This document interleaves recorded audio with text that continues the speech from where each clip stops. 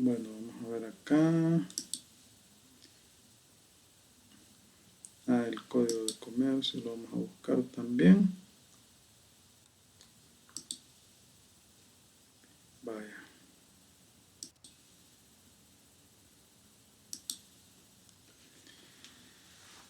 Bueno, vamos a iniciar en este momento. Vamos a compartir pantalla.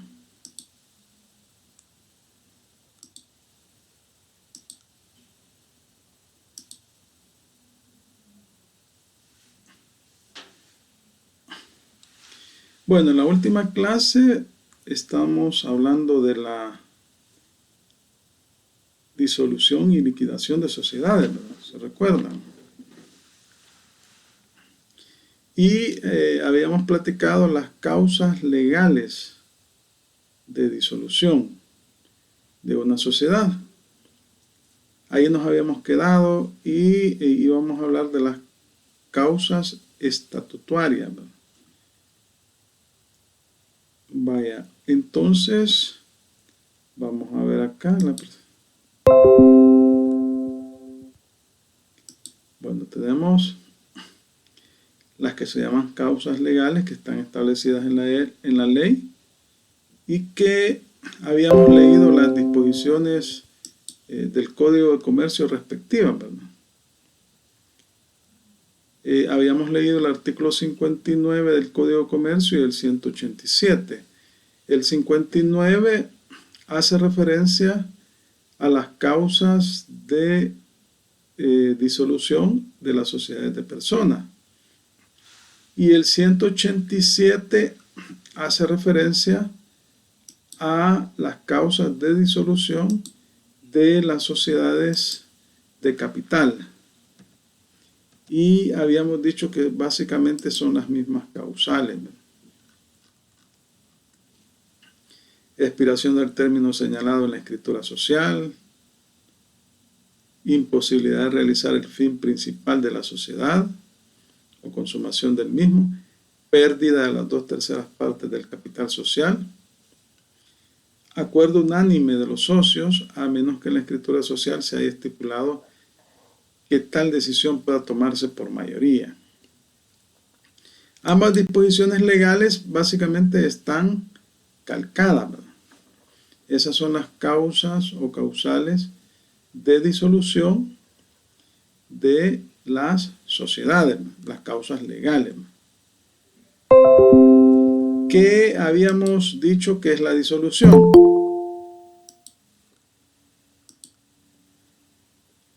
¿Qué es la disolución? ¿Qué dijimos que era la disolución? Mencionaba al licenciado que es el proceso en el que se extingue una sociedad. Ajá. ¿Cuál es la diferencia con liquidación?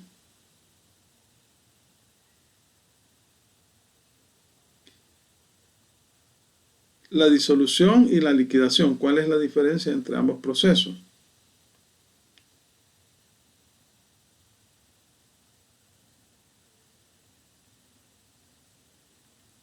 A ver.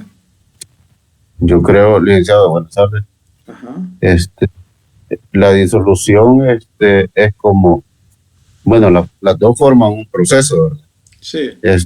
Como que la disolución es en la entrada, ¿verdad? Para gestionar quizás el cierre prácticamente, va, bueno, como es un proceso, sería la disolución y posterior a ello le sigue lo que es la liquidación, ¿verdad? Ya creo que es el cierre, pues, quizás total de la empresa. Ajá, entonces, ¿cuál es la diferencia entre los dos procesos? Entre En que, uno, disolución. Ajá. en que una le habilita, ¿verdad? Le habilita para que pueda como abrir el proceso, ¿verdad? Ajá. Y la otra es prácticamente lo que es la liquidez total, pues. Vaya. Habíamos dicho que la disolución primero se toma por acuerdo de junta directiva. debe existir un acuerdo de junta directiva por medio del cual se establece la disolución de la sociedad. Y por eso se dice que es como un acto ideal que le pone fin a la sociedad, porque realmente la disolución incluso puede ser revocada, ¿verdad?, por acuerdo de junta directiva. Pero cabalmente es un proceso. Primero debe tomarse el acuerdo de junta directiva de disolución por las causales establecidas en la ley o por causales estatutarias. Entonces, luego entramos a la liquidación, que este acto realmente se liquidan todas las operaciones de la sociedad, se finalizan. Y básicamente termina la vida de la sociedad con la liquidación, ¿verdad? Y entonces habíamos hablado de las causas de disolución, las que son causas legales, que leímos las disposiciones legales, 59 del Código de Comercio y 187, y nos quedamos, también vimos algunas causas de disolución que están establecidas de los artículos 343 al 357, y ahora vamos a ver las causas estatutarias de disolución, ¿verdad? Estas se establecen voluntariamente por los socios y están consignadas en la escritura de constitución. En la escritura de constitución, ahí se establece cuáles son estas causas. Entonces, estas son voluntarias, no son legales, ¿verdad?, porque las establecidas en la ley son de obligatorio cumplimiento. Estas también son obligatorias, pero puede modificarse la escritura social, ¿verdad?, y puede tomar un acuerdo la junta directiva de la sociedad, decidiendo que se reforme o se modifique la escritura de constitución. Por ejemplo, aquí se coloca el caso de la muerte de un socio, que de acuerdo con el artículo 60 del Código de Comercio establece que no es un motivo de disolución en el caso de las sociedades de personas, salvo que en el pacto social se haya dispuesto lo contrario. Entonces, esta es una causa estatutaria. ¿Por qué es estatutaria? Porque se encuentra en los estatutos de la sociedad. ¿Y dónde se encuentran los estatutos de la sociedad? Pregunto. ¿Dónde están los estatutos de una sociedad? ¿En qué documento? En la escritura de constitución. En la escritura de constitución. Ahí están las reglas bajo las cuales la sociedad opera. O sea, este es el gobierno de la sociedad, ¿verdad? La escritura de constitución, su funcionamiento. Vamos a buscar el artículo 60. Aquí lo tenemos cerca. Vaya, vamos a ver. Alguien que me haga el favor de leer el artículo 60.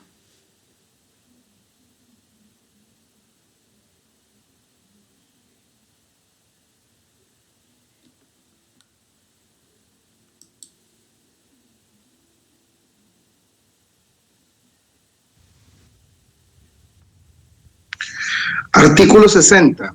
Las sociedades de personas no se disuelven por la muerte de uno de los socios, salvo pacto en contrario. El pacto de continuación con los herederos debe figurar en el contrato social para que surta efecto entre los socios, los herederos y los terceros.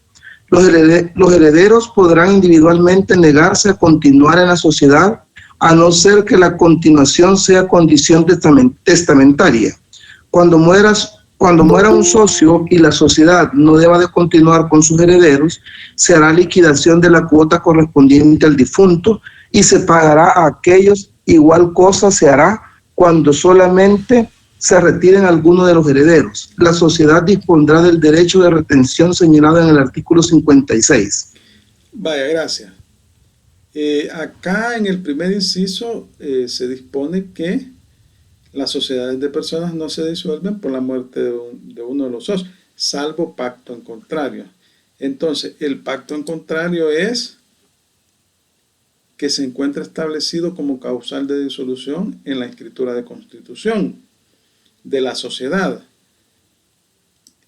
Luego, también se establece en el inciso segundo, el pacto de continuación con los herederos debe figurar en el contrato social para que surta efecto entre los socios, los herederos y los terceros. ¿Por qué será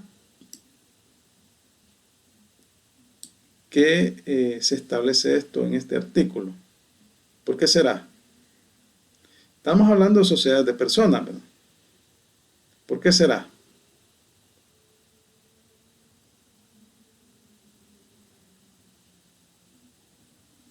El pacto de continuación con los herederos debe figurar en el contrato social para que surte efecto entre los socios, los herederos y los terceros. ¿Por qué será que se regula de esa forma? Bueno, porque una sociedad de personas, si es un contrato como es ahí donde se plasma la voluntad de cada uno de los socios fundadores. Ajá. ¿Qué dicen los demás?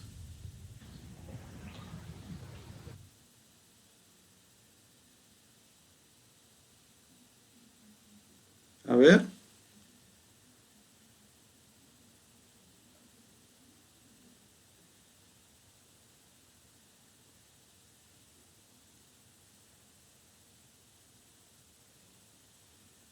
Ajá, ¿qué dicen?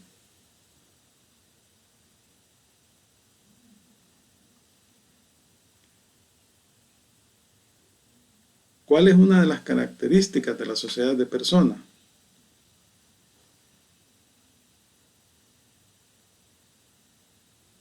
Ajá.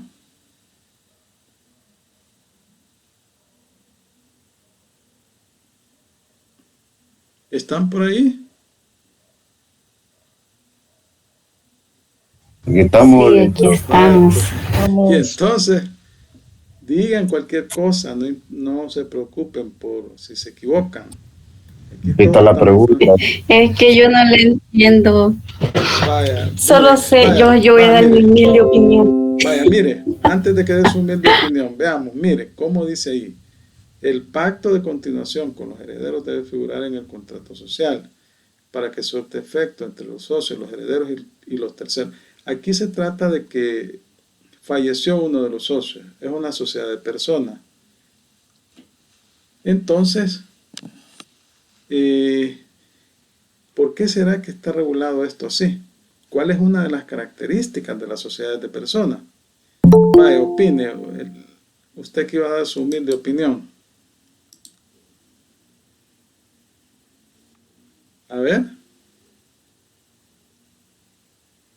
No le entiendo muy bien, licenciado, pero, o sea, será una de las características de que el que muera un socio no quiere decir que la empresa termina, sino que eso continúa, ¿verdad? Continúa con los demás que quedan. Sí. Eso. Vaya, ahí estamos bien, pero los herederos del socio, ¿qué pasa con eso? ¿Por qué pone esta restricción el Código de Comercio respecto de los herederos?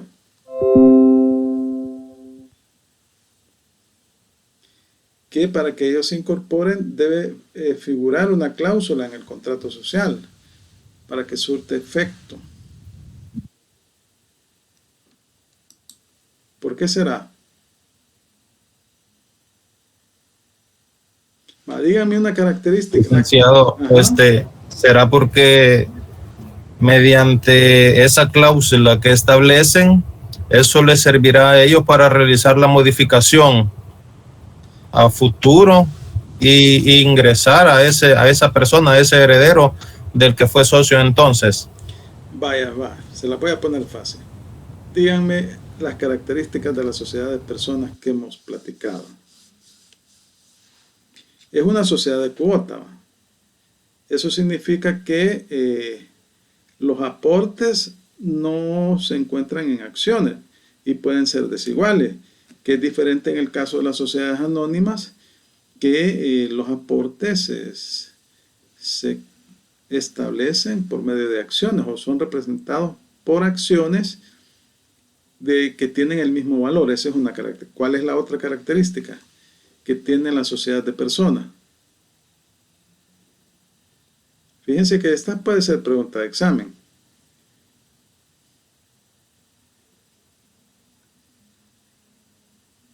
¿Qué otra característica tiene la sociedad de personas? La confianza. La confianza. Entonces, ese es un elemento esencial para asociarse. Entonces, ellos se habían asociado con la persona que falleció, no con los herederos. A los herederos no se sabe si los conocen o no los conocen. Entonces, como el elemento esencial para formar este tipo de entes colectivos es el elemento de la confianza, entonces, para aceptar un nuevo socio, para aceptar a los herederos, debe existir acuerdo de todos los demás socios. Por ese motivo es que se regula esta situación. ¿Vieron que estaba fácil, no? Estaba fácil. Vaya, vamos a ver.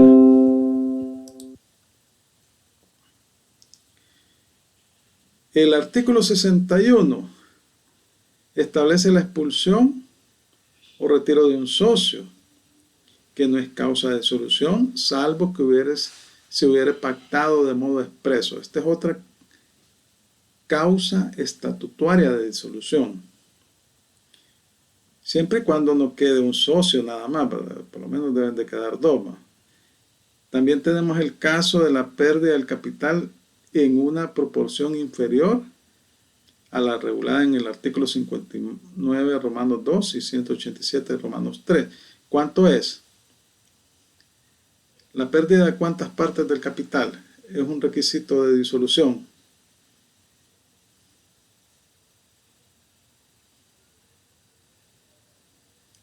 A ver.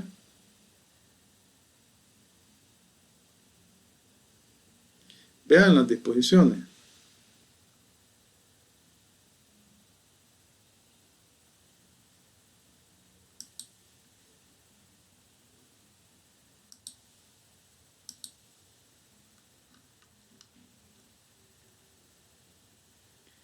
Pérdida de las 2/3 partes del capital social.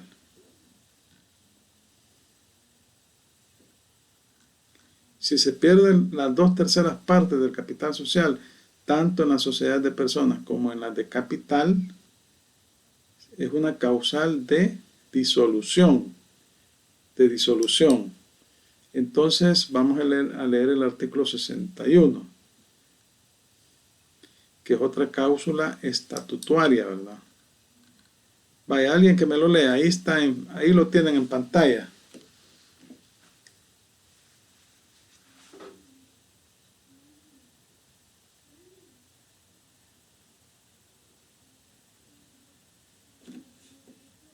Artículo 61. La exclusión o retiro de un socio no es causa de disolución, salvo que se hubiere pactado de modo expreso. Si la sociedad estuviera integrada solamente por 2 socios, las causales de exclusión y retiro conferirán el derecho al socio que pueda invocarlas a solicitar la disolución. Ajá, ¿por qué? ¿Por qué será que si solo son 2 socios y se retira uno, por qué es que se va a solicitar la disolución?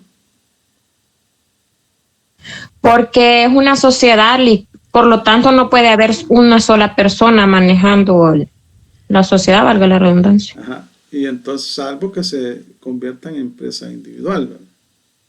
Ahí pues no habría problema, pero en todo caso siempre se tendría que disolver la sociedad, ¿verdad?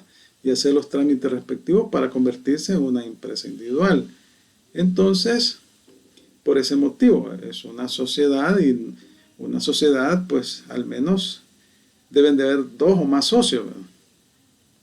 Entonces dice, la exclusión o retiro de un socio no es causa de disolución, salvo que se hubiera pactado de modo expreso. Si en los estatutos se establece que es causal de disolución, entonces se va a proceder a disolver la sociedad, ¿verdad?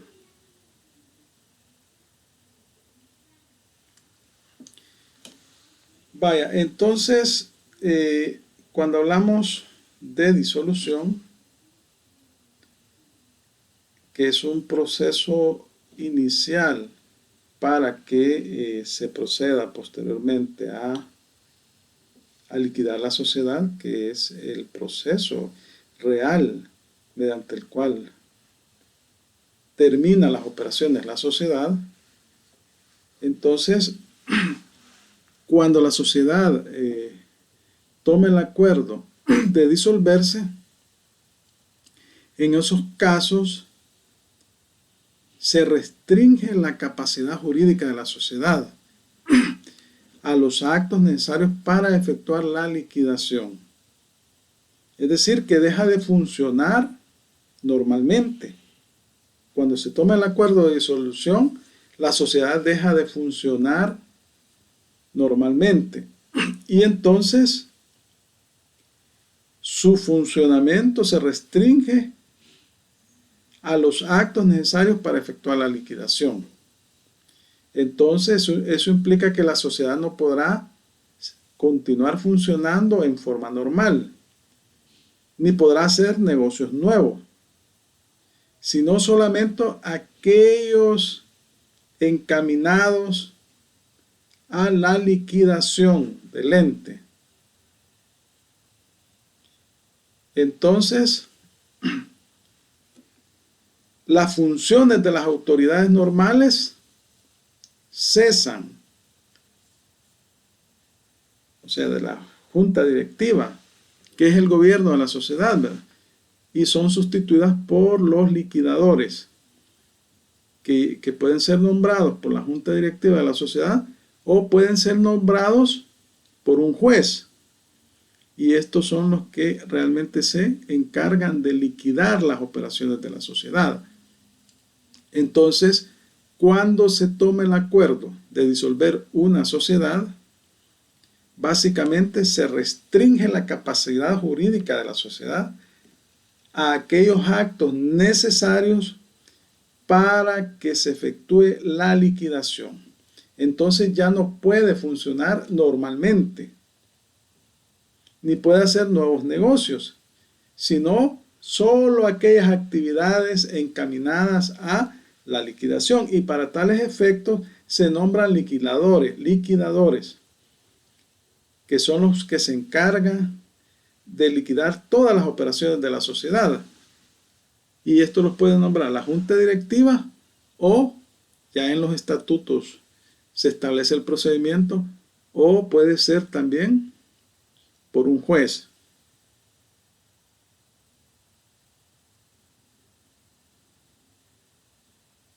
Estas en realidad no son.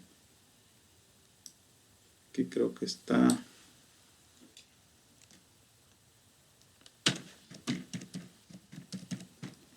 Vaya.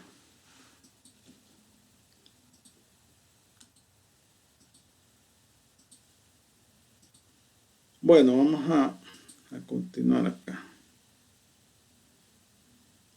Entonces, una vez que se tomó el acuerdo de disolución y que se nombraron los liquidadores, se procede a la siguiente etapa, a la liquidación de la sociedad, que es realmente el procedimiento por medio del cual se concluye definitivamente la vida jurídica de la sociedad. El objetivo de este proceso o este procedimiento, porque es administrativo, es terminar las operaciones pendientes de la sociedad, cancelar las deudas a cargo de la sociedad y cobrar los créditos a favor de esta. Fíjense cómo terminar las operaciones pendientes. Acuérdense que las sociedades son negocios en marcha. Si por algún motivo la junta directiva o la autoridad competente deciden tomar el acuerdo de disolución y nombrar a los liquidadores, entonces siempre hay operaciones pendientes, ¿verdad?, que hay que terminar. También a los acreedores de la sociedad, ¿verdad? Generalmente toda sociedad tiene deuda, ¿no?, con bancos, con instituciones financieras. Entonces, el primer acto que van a hacer los liquidadores es verificar cuáles son las deudas de la sociedad, cuantificarlas y cancelar, ¿verdad? Hay que pagar las deudas. También la sociedad puede tener cuentas por cobrar. O sea, acá hay cuentas por pagar, que son sus deudas, y hay cuentas por cobrar, que son sus deudores. Entonces también hay que verificar con los estados financieros, con el balance, el estado de resultados, verificar cuáles son los deudores de la sociedad, ¿verdad? Y entonces, en estos casos, hay que iniciar los procesos de cobro. El objetivo es convertir todo el haber social en una masa partible. O sea, todo lo que quede, pues todo el patrimonio de la sociedad se va a distribuir entre los socios o accionistas. Después de pagar todas las obligaciones que tiene la sociedad, del remanente que quede de ese patrimonio, se van a pagar las obligaciones de la sociedad, y de ese remanente se va a distribuir entre todos los socios. O sea, porque son participaciones sociales, ¿verdad? Como se conformó, todos aportaron capital.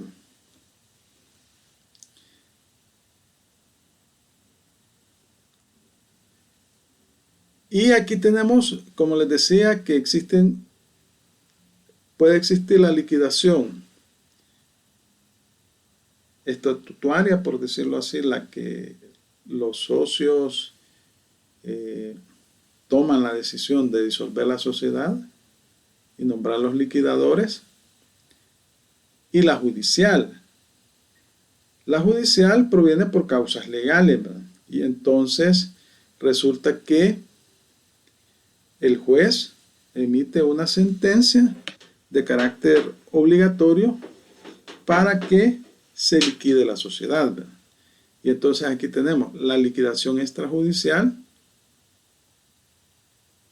la cual se hace con sujeción a la ley y al pacto social por acuerdo de los socios. Es la extrajudicial, ¿verdad? Es decir, los socios toman el acuerdo de liquidar la sociedad. Primero el acuerdo de disolverla y luego proceden a liquidarla, con base a lo regulado en la ley y en los estatutos de la sociedad. Y la judicial, que es decidida por un juez, cuando por causas legales es imprescindible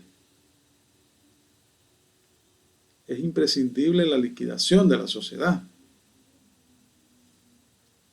Y entonces aquí estamos hablando de una resolución emitida por una autoridad competente, por un juez de lo civil y mercantil. El proceso de liquidación se encuentra regulado de los artículos 326 al 342 del Código de Comercio. Vamos a buscar las disposiciones. No sé si tienen alguna consulta.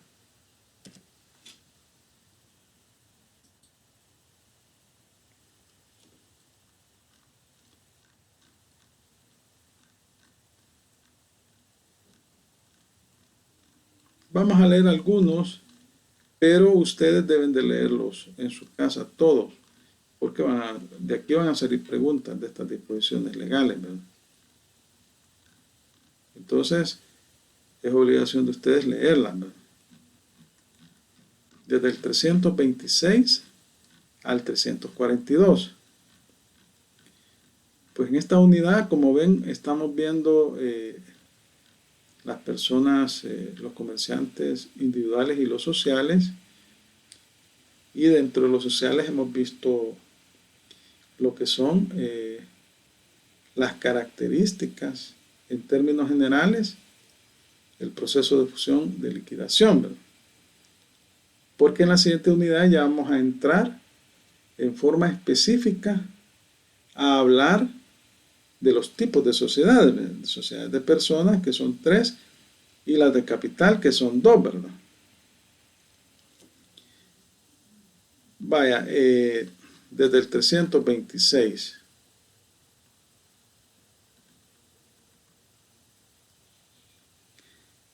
Háganme el favor de leerme el artículo 326.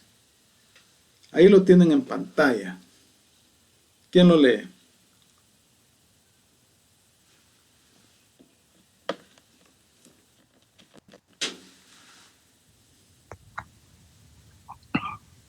Eric, lo leo yo. Vaya, háganme el favor. Dice, artículo 326. Disuelta la sociedad, se pondrá en liquidación, pero conservará su personalidad jurídica para los efectos de esta.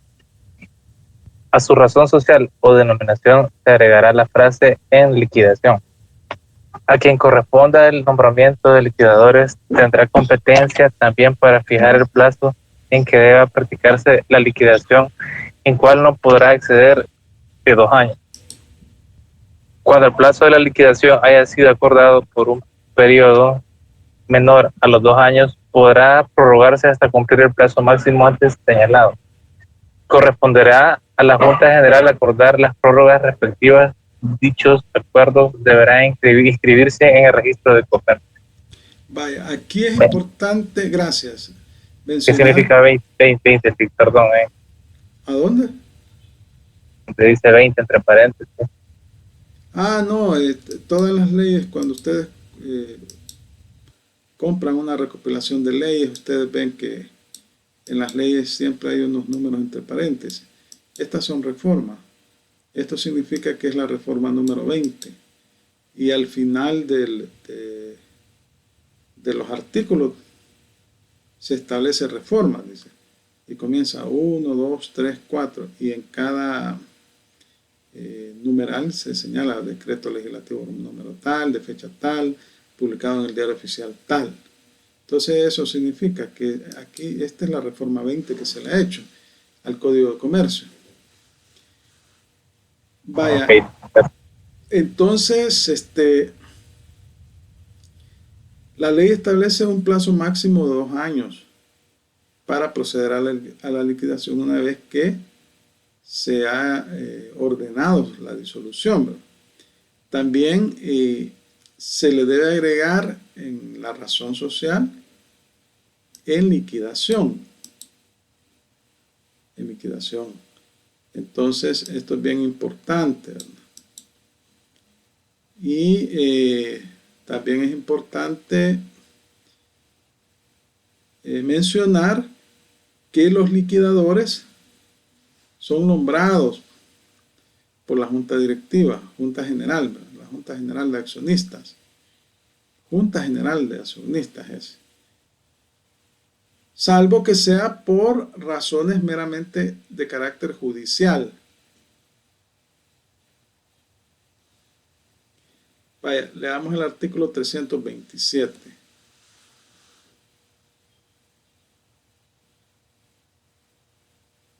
Yo le ayudo, Lic. Vaya, hágame el favor. Artículo 327. La liquidación estará a cargo de uno o más liquidadores, quienes serán administradores y representantes de la sociedad y responderán personalmente por los actos que ejecutan cuando se exceda de los límites de su cargo.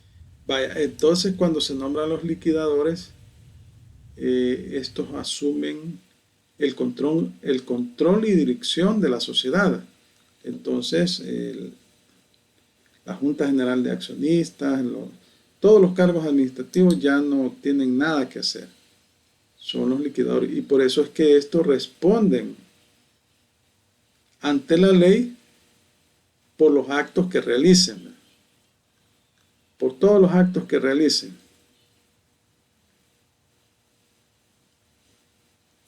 Vamos a ver.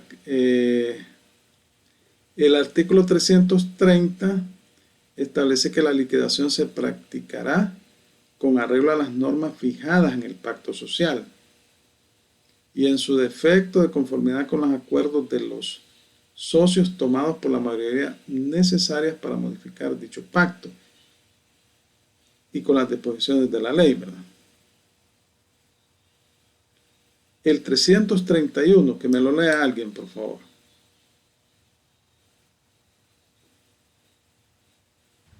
Yo se lo leo. Váyame, por favor. Artículo 331. Nombrados los liquidadores, los administradores les entregarán todos los bienes, libros y documentos de la sociedad. Dicha entrega se hará constar en un inventario detallado que será suscrito por ambas partes. Gracias. ¿Por qué será que se les entrega a los liquidadores los bienes, libros y documentos de la sociedad? Bueno, porque son los encargados de llegar a la liquidación. Tienen que verificar en esos libros contables el activo, el patrimonio que la sociedad tiene, cómo debe de distribuirse con los socios, etcétera. Ajá, los pasivos, ¿verdad? O sea, ellos van a concluir las operaciones de la sociedad. Y en el artículo 332 se establecen las facultades que tienen estos liquidadores. La principal, concluir las operaciones sociales, ¿verdad?, que han quedado pendientes. Cobrar lo que se debe a la sociedad, las cuentas por cobrar, y pagar lo que ella deba, las cuentas por pagar. Vender los bienes de la sociedad, ¿no? Esto lo hacen generalmente en pública subasta. Practicar el balance final de liquidación. Depositar en el registro de comercio el balance final, una vez aprobado por la Junta General de Accionistas. Este se publica en el diario oficial. Liquidar a cada socio su participación en el haber social, después de haber pagado las deudas, ¿no? Ya cuando está lo líquido, porque acuérdense que el patrimonio incluye los activos y los pasivos, ¿no? Otorgar la escritura de liquidación e inscribirla en el registro de comercio.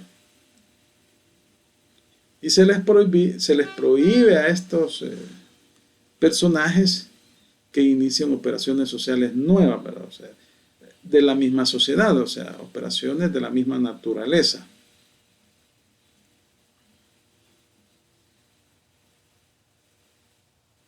Luego el 333 establece que durante el proceso de liquidación los socios pueden acordar los repartos parciales del haber social, ¿no?,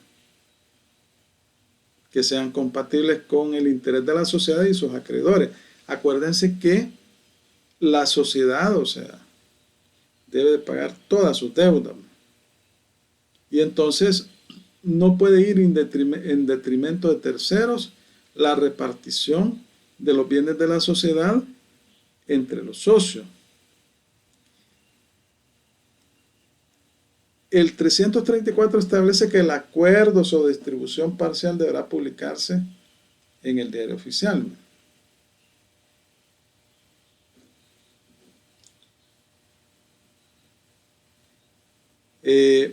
Bueno, el 335, en la liquidación de sociedades de personas, una vez pagadas las deudas sociales, el remanente se distribuirá entre los socios conforme a la regla siguiente. Y aquí establece el procedimiento.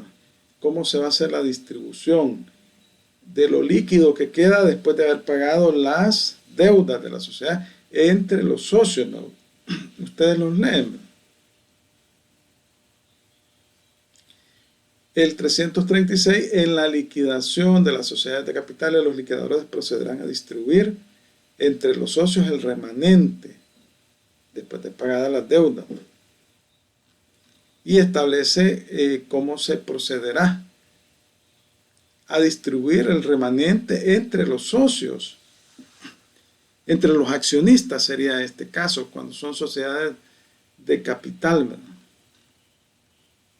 ¿Por qué es que se les denomina accionistas a los integrantes de una sociedad de capital?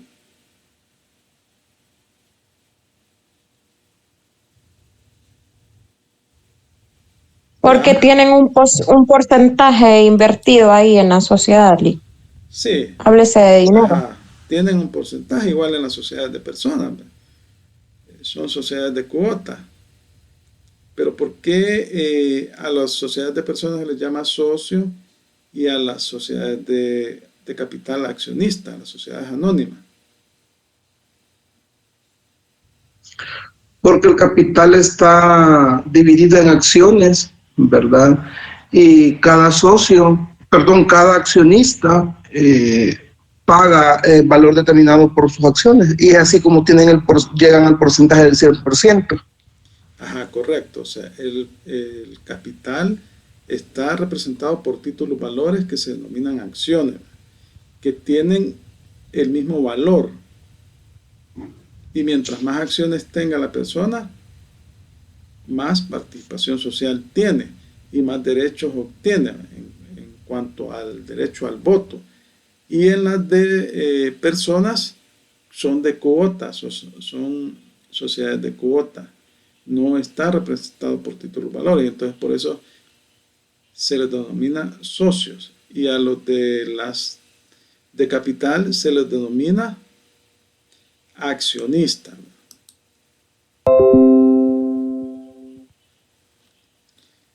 Bueno,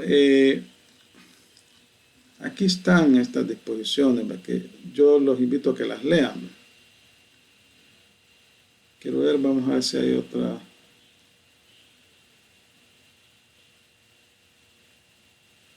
En lo que no sea, el 339, en lo que no sea compatible con el estado de liquidación, la sociedad continuará rigiéndose por las normas correspondientes a su especie. A los liquidadores les serán aplicables las normas referentes a los administradores con las limitaciones inherentes a su carácter.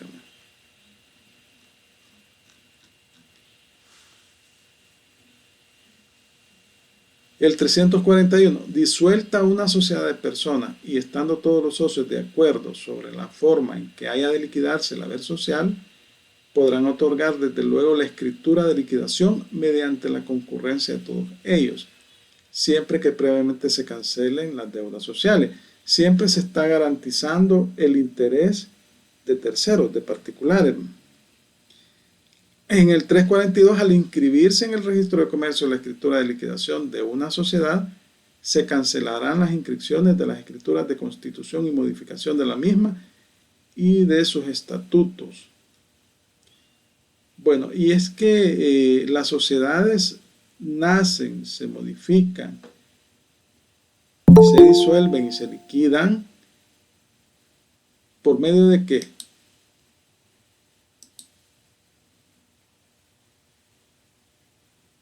A ver, ¿por medio de qué documento?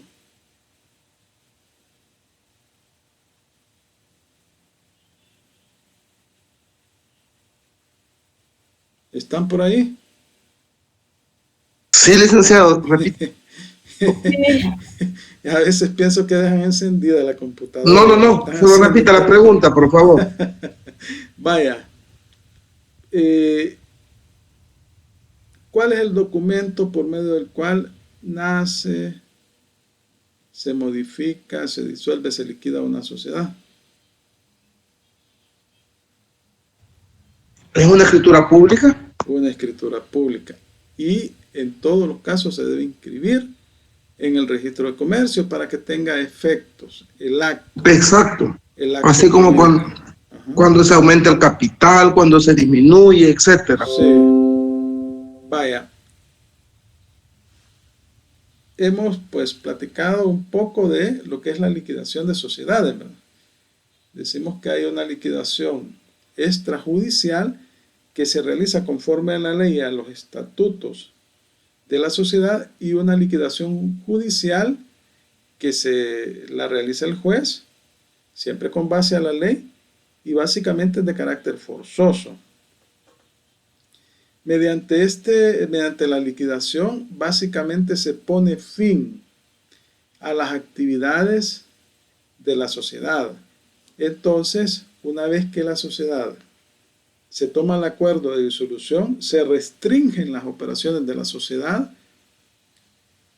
únicamente a aquellas actividades necesarias para concluir el proceso de liquidación. Se debe de pagar las deudas de la sociedad a los acreedores, se deben de cobrar los créditos a favor de la sociedad y las operaciones se restringen a lo necesario para liquidarla y se deben de concluir las operaciones pendientes.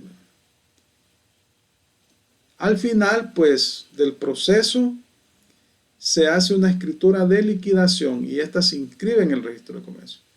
Y por medio de ese acto, la sociedad termina sus operaciones. Termina definitivamente sus operaciones. Y son los liquidadores los que llevan este proceso, que son nombrados por la Junta General de Socios o Accionistas o por el juez competente. Y tienen responsabilidades ante la misma sociedad y terceros por los actos que estos puedan realizar. Vaya, otra situación que se da en el caso de las sociedades es la fusión. La fusión. Vamos a ver, ¿qué entienden ustedes por fusión de una sociedad?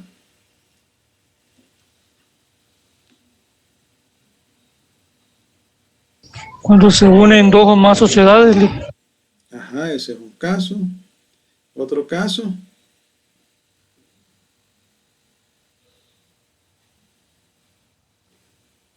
Que una sociedad adopte a otra sociedad.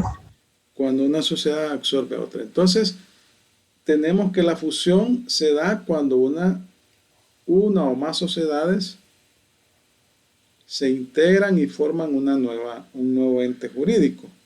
Obviamente que eso implica que se van a liquidar las sociedades preexistentes, las que se han unido, y se va a crear un nuevo ente jurídico con todos los requisitos señalados en la ley. O sea, va a ser mediante escritura pública. Eso se llama fusión por integración. El otro caso que se da es que una sociedad existente absorbe a otra sociedad también existente. Entonces, en este caso, la sociedad que es absorbida tendrá que ser liquidada.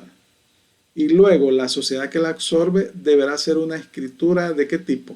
¿De cuál sería?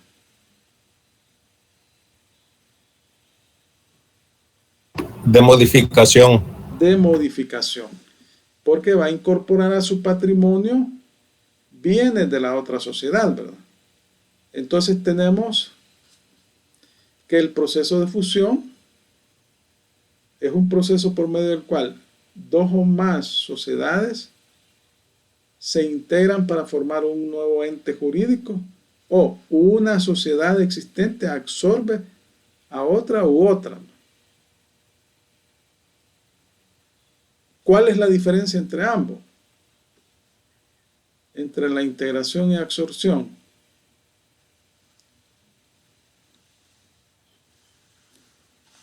¿Cuál sería la diferencia entre ambos procesos?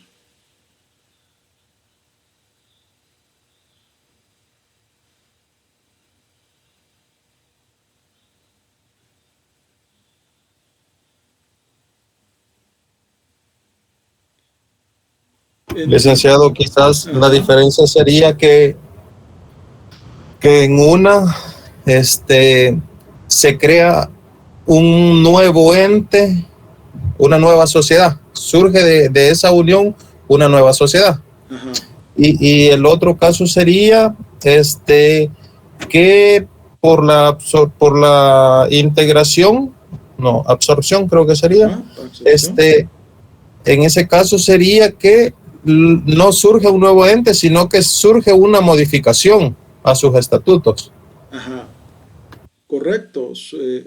No surge una nueva sociedad, pero se liquida una sociedad. O sea, termina su vida una sociedad porque es absorbida por otra sociedad, y esta sociedad que absorbe sigue existiendo. Esa es la diferencia entre ambos procesos. Entonces aquí vemos que en el artículo 315 del Código de Comercio se habla, bueno, del 315 al 321, se habla de lo que es la fusión de sociedades, que se da por integración y por absorción. Por integración, cuando dos o más sociedades integran una nueva, y por absorción, cuando una sociedad existente absorbe a otra. Vamos a leer algunas disposiciones legales. 315.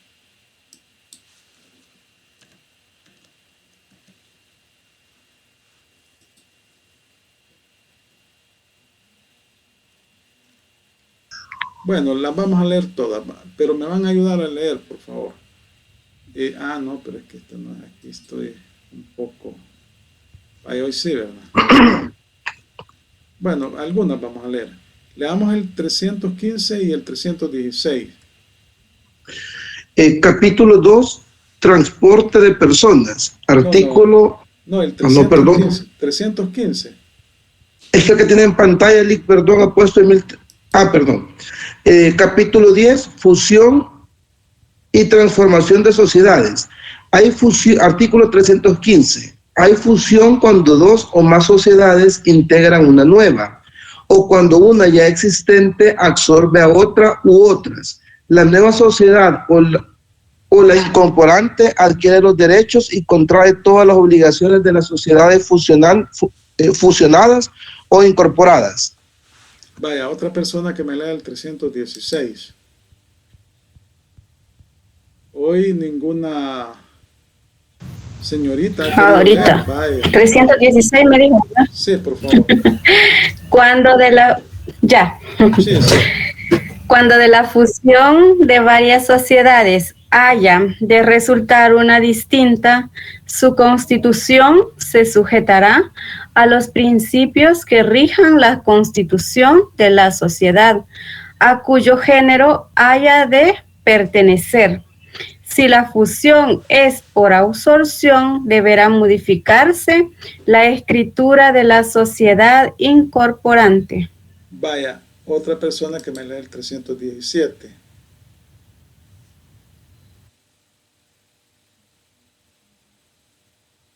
A ver. Buenas noches. Buenas noches. Vaya, la señorita, y después usted lee el 318. Sí. Ok, el artículo 317 del Código de Comercio dice: el acuerdo de fusión deberá ser tomado por cada sociedad en la forma que corresponda a resolver la modificación de su pacto social y debe inscribirse en el registro de comercio del domicilio de cada una de las sociedades fusionadas, debiendo anotarse marginalmente en las inscripciones de las escrituras sociales de tales sociedades. Hecho el registro, deberá publicarse dicho acuerdo y el último balance de las sociedades. Vaya, el 318. Artículo 318. La fusión se ejecutará después de los 90 días de las referidas publicaciones, siempre que no hubiese oposición. Dentro de dicho plazo, todo interesado puede oponerse a la fusión, que se suspenderá, en tanto no sea garantizado su interés suficientemente, conforme al criterio del juez que conozca la demanda, pero no será necesaria la garantía si la nueva sociedad o incorporante la ofrece en sí misma, de manera notoria. Si la sentencia declara que la oposición es infundada, la fusión podrá efectuarse tan pronto como aquella cause ejecutoría. Vaya, bueno, el 319 dispone que los representantes de las sociedades fusionadas redactarán el nuevo pacto social o las modificaciones a la escritura, en el caso de absorción. Aquí estamos hablando de que la fusión se hace por escritura pública. Y esta escritura pública se debe de inscribir en el registro de comercio. Y debe de cumplir todos los requisitos necesarios regulados en la ley para que ésta pueda ser aprobada. Asimismo, el 320 dispone que aquellos socios que no estén de acuerdo con la fusión se pueden retirar, ¿verdad? Y se les debe entregar su participación social. Entonces, bueno, el 321, los socios de las sociedades fusionadas que vengan a ser socios de la sociedad nueva o de la absorbente recibirán participaciones sociales o acciones en la proporción equivalente a las que anteriormente tenían, salvo pacto en contrario. Y el 322 es bien importante porque fíjense que dice que toda sociedad de cualquier tipo que sea podrá adoptar otro tipo legal. Aquí ya estamos hablando, en este caso ya no hablamos de fusión, sino que hablamos de transformación. Transformación de sociedades. Acá esto de la transformación de sociedades se da cuando una sociedad de un tipo, de cualquier tipo, adopta otro tipo legal. Como el caso de que una sociedad de capital fijo adopte o se transforma en una sociedad de capital variable o viceversa. O que una sociedad de personas se transforme en una sociedad de capital, ¿verdad? Siempre y cuando cumplan con los requisitos establecidos en la ley. Entonces, cuando hablamos de transformación de sociedades, hablamos de los casos en los cuales una sociedad cambia su tipo por otro tipo. Y entonces aquí hablamos de sociedades de personas y de capital que se pueden transformar. Una sociedad de personas se puede transformar en una sociedad de capital. Obviamente que lo debe hacer por medio de escritura pública. Y en esa escritura pública se van a cambiar las reglas de funcionamiento de esa sociedad. Porque el caso de las sociedades de personas, la voluntad de asociarse está íntimamente relacionada con la confianza personal y son sociedades de cuota. Y en el caso de las sociedades de capital, eso no importa. Lo importante es la participación y son sociedades cuyo capital está representado por acciones. Ahora, una sociedad de capital fijo es una sociedad que no puede modificar su capital, salvo que modifique su escritura social.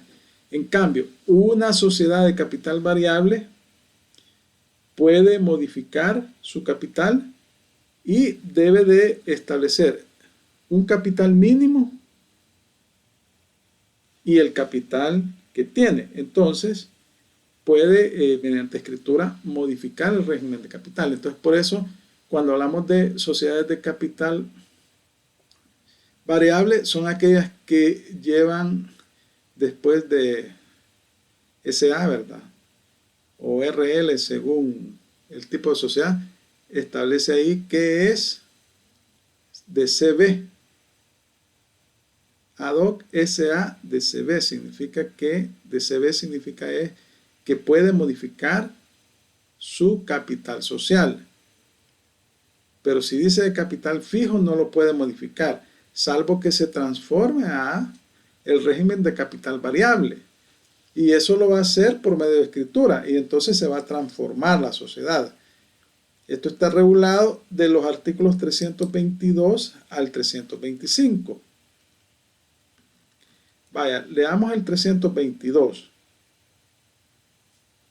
y el 323.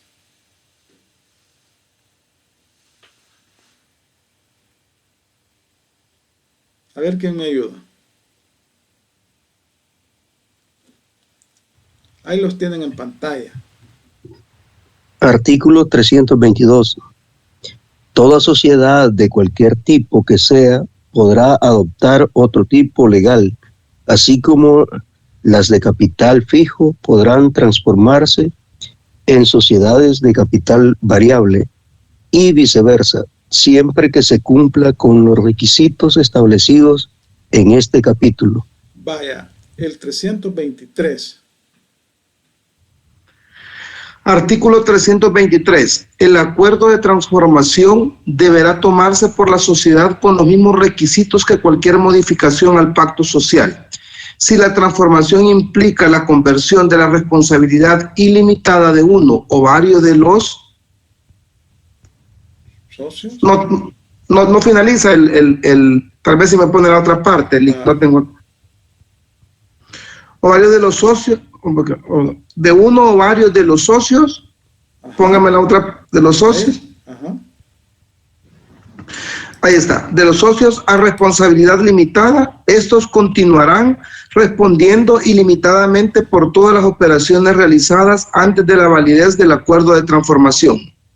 Para la transformación de una sociedad de personas a una sociedad de capital, previamente deberá efectuarse un valúo por el auditor autorizado, emitiendo certificación del mismo, debiendo enviar dicha certificación dentro de los 3 días hábiles siguientes de efectuado a la oficina que ejerza la vigilancia del Estado. Igual requisito deberá cumplirse para la ejecución del acuerdo de fusión de sociedades de esas naturalezas. Dicho valúo se hará constar en la escritura social. Vaya, otra persona que me lea el 324 y otra el 325. Las señoritas están pasivas en esta clase. Vamos a ver. Bueno, artículo 324. La ejecución del acuerdo de transformación se hará por escritura pública, la cual deberá contener todos los requisitos exigidos para la nueva forma de sociedad que se adopte y se otorgará por las personas designadas para hacerlo o a falta de designación por los administradores de la sociedad que se transforme. La escritura de transformación se inscribirá en el registro de comercio y surtirá efectos a partir de la fecha de su inscripción. Mientras la inscripción no se verifique, la sociedad transformada continuará rigiéndose por las normas que le eran aplicables antes del acuerdo de transformación. Vaya, el 325, otra señorita. Artículo 325. La nueva sociedad sucederá de pleno derecho a la anterior en sus derechos y obligaciones, considerándose que no ha habido solución de continuidad entre ambas. Vaya, entonces, cuando hablamos de transformación de sociedades, hablamos que una sociedad de un tipo se convierte en otra sociedad de otro tipo. Una de capital fijo se transforma en una de capital variable o viceversa. Una sociedad de personas se transforma en una sociedad de capital. Entonces, a eso se le llama transformación de sociedades. Y debe de hacerse por medio de escritura pública, la cual se debe registrar en el registro de comercio. Y es un acuerdo que toman la Junta General de Socios o de Accionistas. Entonces, hemos visto lo que es la fusión de sociedades y la transformación. Vamos a ver, no sé si tienen alguna consulta sobre estos temas que estamos tocando.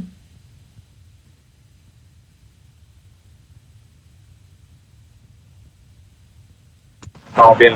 Vaya, vamos a ver entonces el régimen de capital variable. Como les digo, ya hemos, bueno, anteriormente hemos platicado sobre esto en el sentido de que les decía yo que cuando una sociedad es de capital fijo no puede modificar su capital. Para hacerlo necesariamente tiene que modificar su escritura de constitución. Pero en el caso del régimen de capital variable, una sociedad de capital variable puede modificar su capital sin necesidad de modificar su escritura social. En la escritura social se establece el capital mínimo de esa sociedad y se establece el capital que tiene actualmente y el cual puede ser modificado, ya sea aumentándolo o disminuyéndolo. Porque el capital social se puede aumentar con nuevos aportes de los socios o se puede disminuir ya sea por el retiro de los socios, ¿no? Puede ser que algún grupo de socios se retire. Entonces también se puede hacer por capitalización. ¿Han oído ustedes hablar de la capitalización? Un aumento de capital puede darse por capitalización. ¿Qué será la capitalización?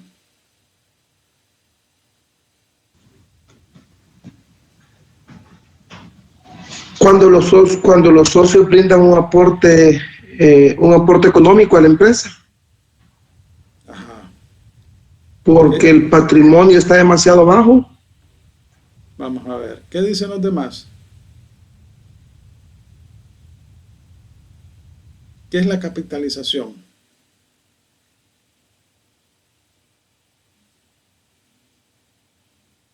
Aportación económica de los socios. Ajá. ¿Otra opinión? La capitalización es como lo que se tiene de la empresa, y esa es la que va generando ganancias. Eso es lo que... Vaya, miren, la capitalización al final del ejercicio, los ejercicios son del 1 de enero al 31 de diciembre, normalmente cuando la sociedad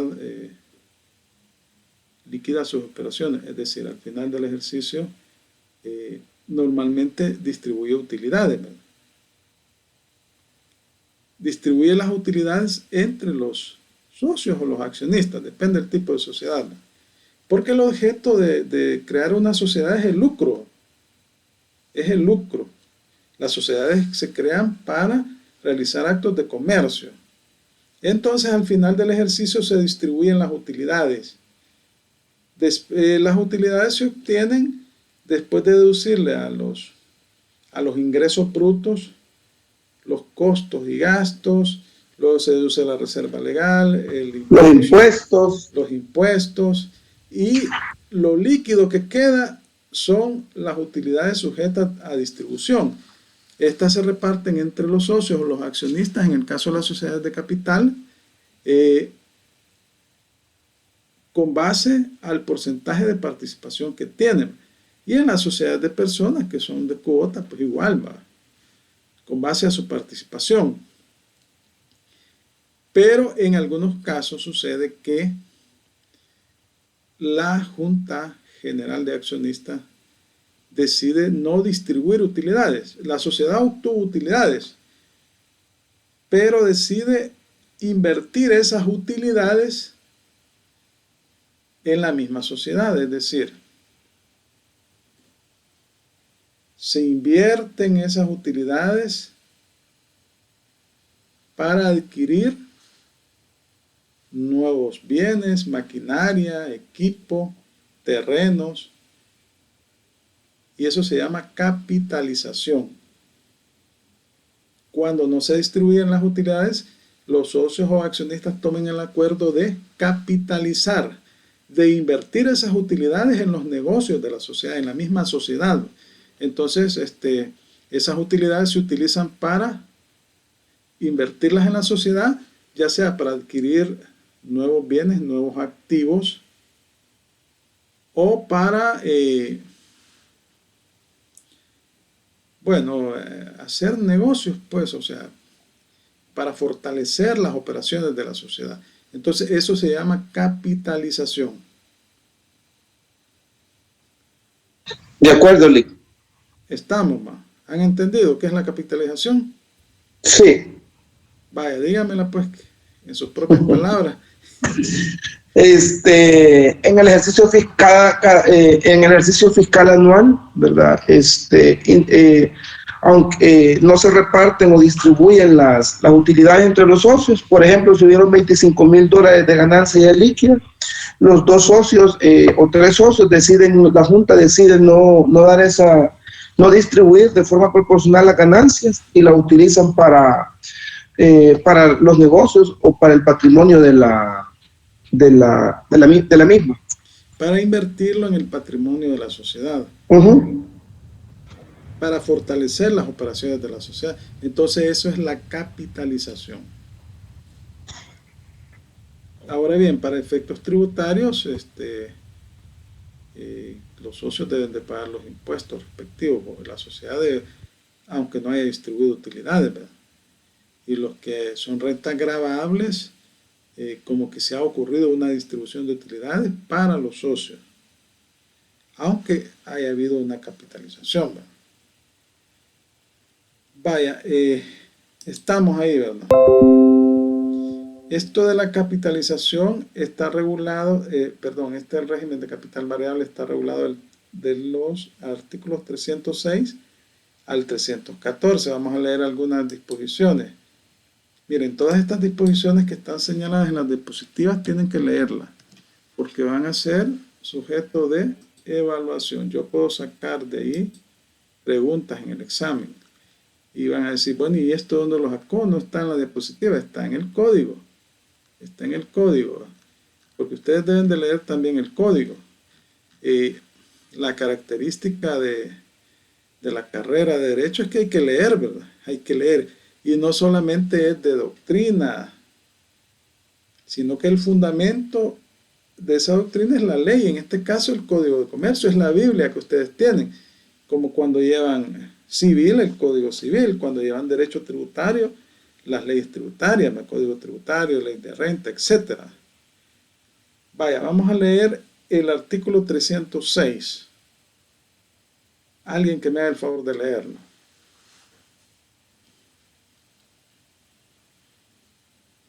Capítulo 9, régimen de capital variable, artículo 306. Cualquier clase de sociedad podrá adoptar el régimen de sociedad de capital variable. Cuando se adopte este régimen, el capital social será susceptible tanto de aumento por aportaciones posteriores o por la admisión de nuevos socios, como de disminución por retiro parcial o total de algunas aportaciones, sin más formalidades que las establecidas en este capítulo. También podrá comprenderse dentro del régimen adoptado en este capítulo el aumento de capital por capitalización de reservas y utilidades o por revalidación del activo, o la disminución del mismo capital por desvalorización del activo. Vaya, ahora yo les pregunto, ¿qué será superávit por revaluación? En los balances, generalmente en el lado del patrimonio, siempre colocan una cuenta que se llama superávit por revaluación. ¿Qué será eso? Lo que pasa es que sí, aparece, por ejemplo, en el caso de los bienes muebles, si se detallan, o de maquinaria. En la maquinaria pudo haber tenido un valor, por ejemplo, una retroexcavadora de $40,000, pero cuando se hace la revaluación, el nuevo valor ya vale menos. Vaya, pero el superávit por revaluación es una cuenta que está siempre ahí en el balance, en el lado del patrimonio, cuando se revalúan los bienes, los activos, ¿verdad? Por ejemplo, puede suceder un terreno que está registrado contablemente en los libros de contabilidad, está registrado por $100,000, pero se revalúa, se trae un perito evaluador, un especialista, y este lo evalúa en $150,000. Entonces, se crea la cuenta superávit por revalúo o por revaluación con $50,000. Entonces, ese activo vale 150,000. Pero en la contabilidad, en el registro histórico, está por 100,000. Y en la misma contabilidad se registra la cuenta superávit por revaluación. Entonces, eso significa que ha habido un revalúo de ese bien y está por el lado del patrimonio. ¿En qué momento se va a hacer efectivo ese bien o ese revalúo? ¿En qué momento se hace efectivo ese revalúo? Porque está en el lado del patrimonio incrementándose en $50,000, pero contablemente vale 100,000. ¿En qué momento se va a reconocer esa diferencia? Porque en el patrimonio, pues, ahí está 50,000, pero es producto de un revalúo. ¿En qué momento se reconocerá?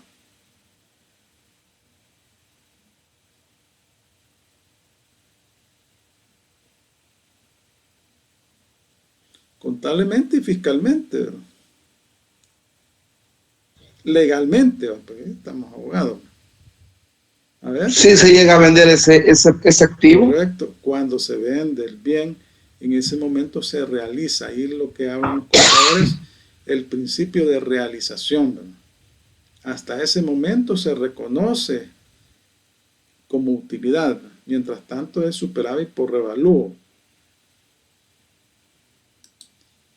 Vaya, estamos leyendo, ¿verdad? Luego leamos el artículo 307.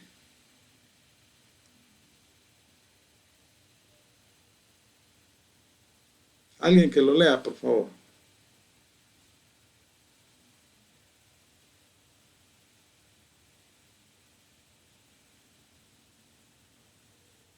A ver. El 307. Sí, por favor.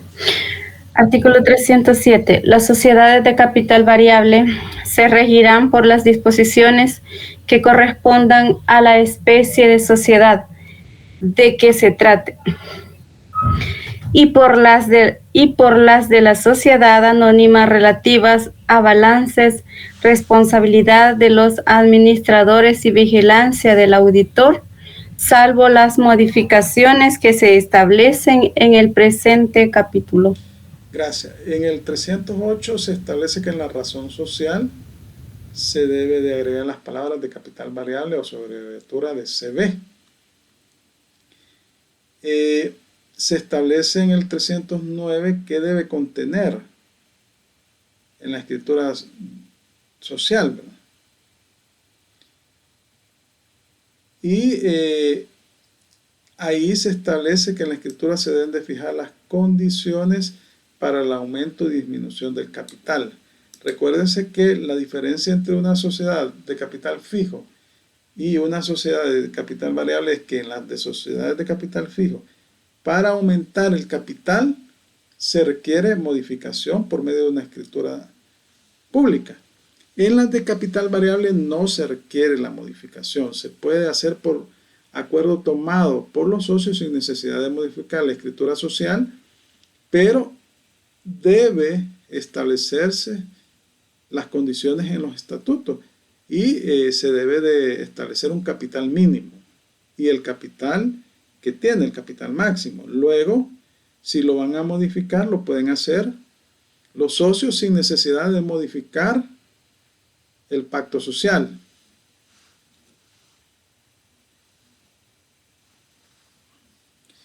Ahora bien, si cuando hay aumento de capital, ya sea por incorporación de nuevos socios o porque aumentó el valor de las acciones, entonces en esos casos se debe de, la Junta General Extraordinaria establecerá los aumentos, la forma y términos en que se van a realizar.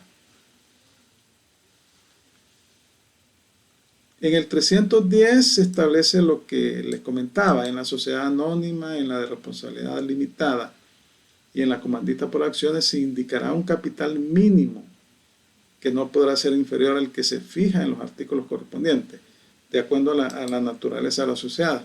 En las sociedades en nombre colectivo y en comandita simple, el capital mínimo no podrá ser inferior a la quinta parte del capital inicial. O sea, estamos hablando que cuando son sociedades de capital variable, ya sean de personas o de capital, siempre debe haber un capital mínimo. Queda prohibido a las sociedades anunciar el capital cuyo aumento esté autorizado o simplemente el capital social sin anunciar al mismo tiempo el capital mínimo. El capital mínimo se establece en la escritura de constitución.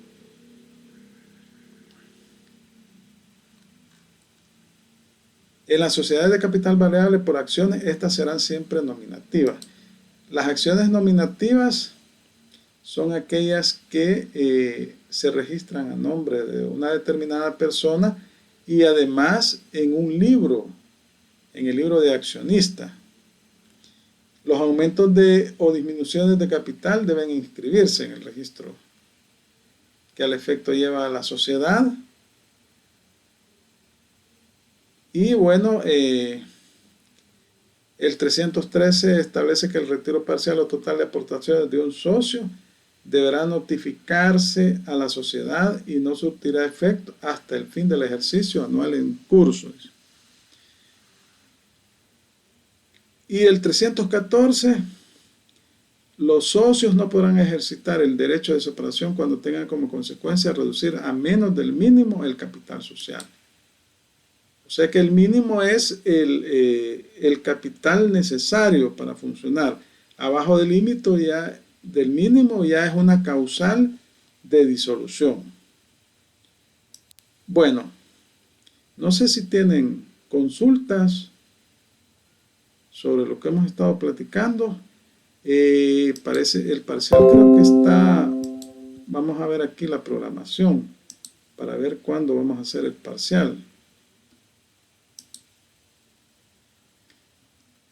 Vamos a ver acá, calendarización del ciclo.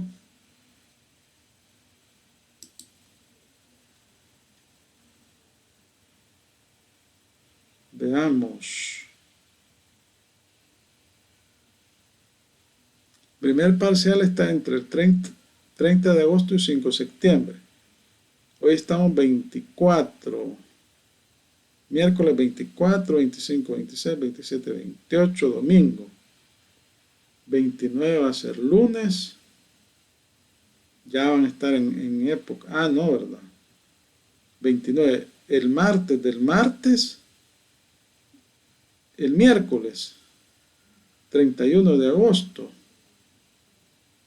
Miércoles 31 de agosto. 1, 2, 3, 4, 5. Entonces lo vamos a hacer el 5 de septiembre. El lunes 5 de septiembre. Vamos a hacer el parcial. De acuerdo. Lunes 5 de septiembre vamos a hacer el parcial.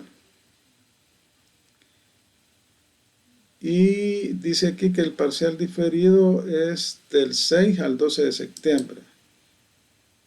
Siempre hay personas que por X o Y razón no hacen el parcial en la fecha fijada, ¿verdad? Entonces ahí está también la fecha. Ustedes deben de estar pendientes ahí de la programación. Bueno, entonces, si no tienen consultas, terminamos la clase. Pasen una feliz noche y nos vemos el próximo lunes. Gracias. Muchas gracias, licenciado. Buenas noches. Buenas noches, licenciado. Gracias.